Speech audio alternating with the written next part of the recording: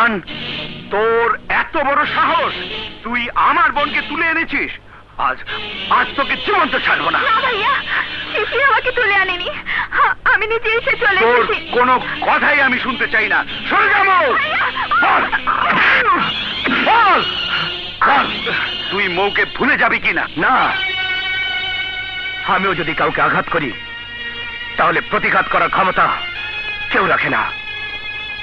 কিন্তু আমি কিছুই বলবো না, কারণ আপনি বিশ্বাস না করলেও সবাই জানে আপনি শুধু মৌরি ভাইয়া নন, আমারও বড় ভাই।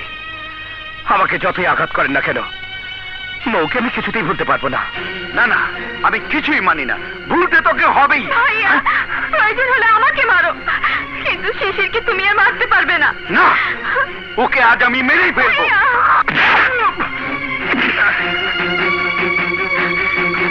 বল, কোন অধিকারে তুমি আমার শিকায় হাত তুলেছো? অধিকার? যেদিন তুই আমার গলা জড়িয়ে হাসতি কাঁদতি, সেদিন তো আমি প্রশ্ন করিনি কে তোকে অধিকার দিয়েছে।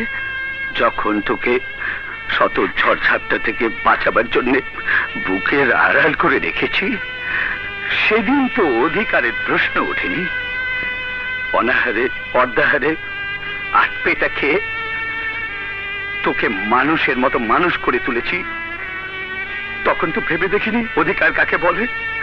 আমার বাড়ি, গাড়ি, ইন্ডাস্ট্রি কোনো কিছুরই প্রয়োজন নেই।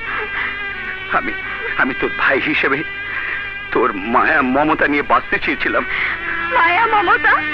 যদি মায়া মমতাই করতে, তাহলে আমার স্বামীকে এমন নির্দয় ভাবে মারতে পারতে না। তোমার অনেক ভালোবাসা পেয়েছি, আর প্রয়োজন নেই। তুমি এই মুহূর্তে এখান থেকে চলে যাও, তাহলে আমার মা মুখ দেখবে।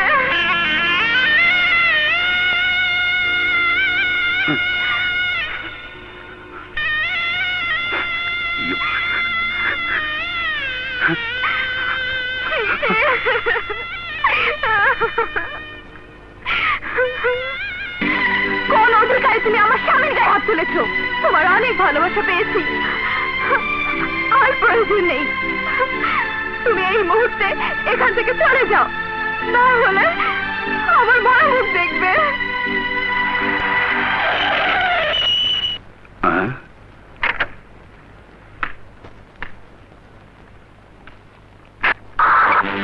কি ব্যাপার, তোমরা আমার পথ আটকে রেখেছো?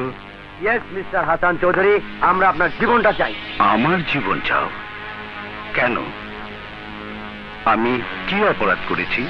সেটা জানি না, তবে আপনাকে খুন করতে পারলে নগদ 20 লক্ষ টাকা পাবো। 20 লক্ষ টাকা পাবে?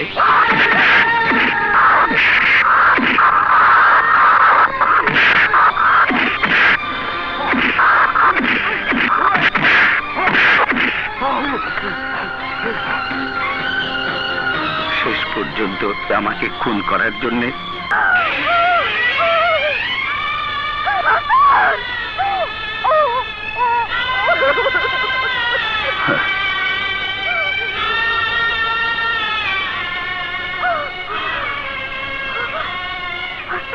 হাসান, তোমার কি হয়েছে? তোমার এই অবস্থা কে করেছে? গুন্ডারা। গুন্ডারা তোমাকে আমার মিথ্যা ভাবে মেরেছে? ওদের মনে কি এতটুকু মায়া দেওয়া ছিল না? শাহানা, তুমি আমার শরীরে গুন্ডাদের আঘাত করা এই ক্ষত চিহ্ন দেখে দুঃখ পাচ্ছ, কাঁদছ, হাহাকার করছো, কিন্তু আজ মৌ আমার হৃদয়ে আঘাত করে সে ক্ষত চিহ্ন এঁকে দিয়েছে। তা যদি তুমি চোখে দেখতে, তাহলে তোমার বাক শক্তি স্তব্ধ হয়ে যেত। সাগরের উত্তাল ঢেউ খেত, আকাশ ফেটে চৌচির হয়ে যেত। হ্যাঁ শাহানা, আমার হৃদয়ের হাহাকার শুনলে মানুষ পাথর হয়ে যাবে। হাসান, তুমি এসব কি বলছো? শাহানা, আমার আমার বড্ড ঘুম পাচ্ছে, আমাকে একটু ঘুম পাড়িয়ে দেবে? তোমার খুব কষ্ট হচ্ছে না লক্ষ্মীটি? সেই জন্যই তো আমার রাজরানীর মুখটি শুকনো মনে হচ্ছে। আমার মুখ শুকনো দেখলে কোথায়? তোমাকে পেয়ে আমার সব ক্ষুধা শেষ হয়ে গেছে।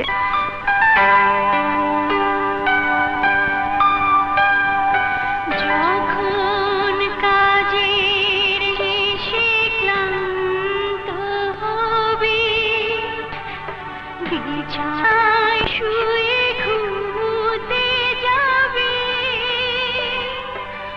আমি সে তোকে শোনাবো যে গান, জীবনের সাথে যুদ্ধ করে চিরজয়ী হব আমরা দুজন। আমি তোর ছোট বোন, বড় দুষ্টু ছোট বোন।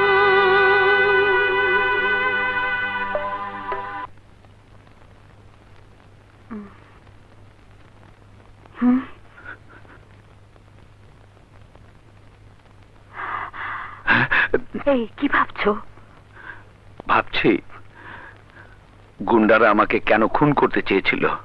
তুমি গুন্ডাদের কাউকে চিনতে পারোনি? গুন্ডাদের আমি চিনতে না পারলেও কে আমাকে খুন করতে পাঠিয়েছে তাকে আমি ঠিকই চিনতে পেরেছি।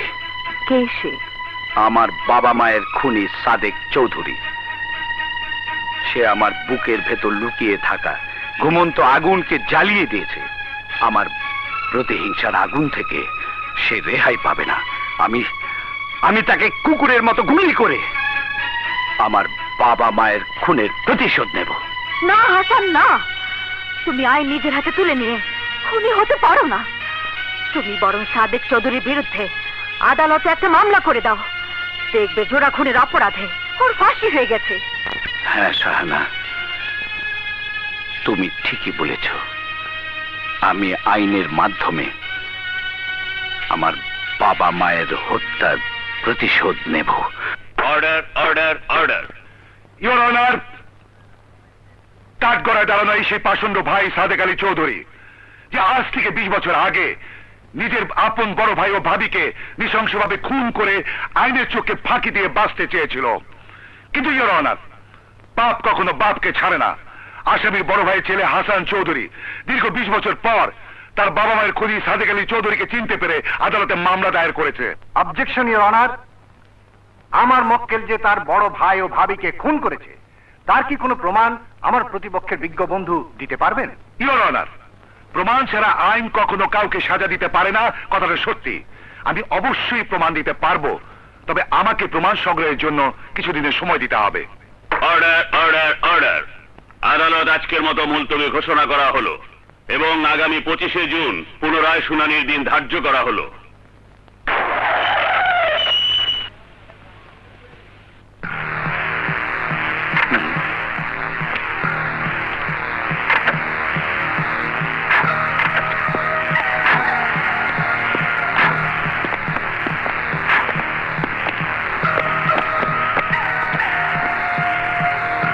24 ঘন্টার মধ্যে কেস উইথড্র করবি, নইলে তোর বাবা মায়ের মতো তোকেও পরপারের ভিসা লাগিয়ে দেবে। মুসলমান কখনো মৃত্যুকে ভয় করে না। আর মৃত্যুর কথা বলছো, সে তো ওই উপরওয়ালার হাতে। আমার মৃত্যুর কথা না ভেবে তুমি তোমার মৃত্যুর কথা ভাবো, কারণ ফাঁসির রায় থেকে তুমি কোনোদিনই বাঁচতে পারবে না। আমাকে ফাঁসির দড়িতে ঝোলানোর আগে তোকে ফাঁসির দড়িতে ঝোলাবো, কথাটা মনে রাখিস। আমাকে ফাঁসির দড়িতে ঝোলাবে? সেই সুযোগ তুমি কোনোদিনই পাবে না। আচ্ছা,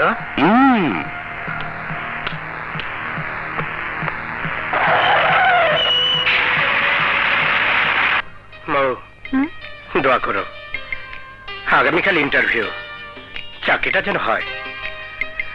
তাহলে তোমাকে আর ফ্লোরে ঘুমাতে হবে না। আমি ফ্লোরে ঘুমাচ্ছি, আর তুমি বুঝি খাটে ঘুমাও? আমার কথা ভাবি না, এখন তো আমার সব চিন্তা তোমাকে নিয়ে। May I come in, sir? Yes, come in.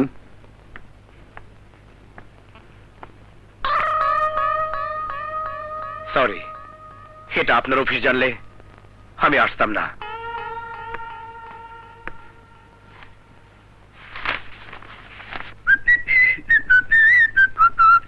কি রে শিশি, তোর চাকরি হলো দোষ? না রে, ইন্টারভিউ দেইনি। কেন? কোম্পানির মালিক ময়ের বড় ভাই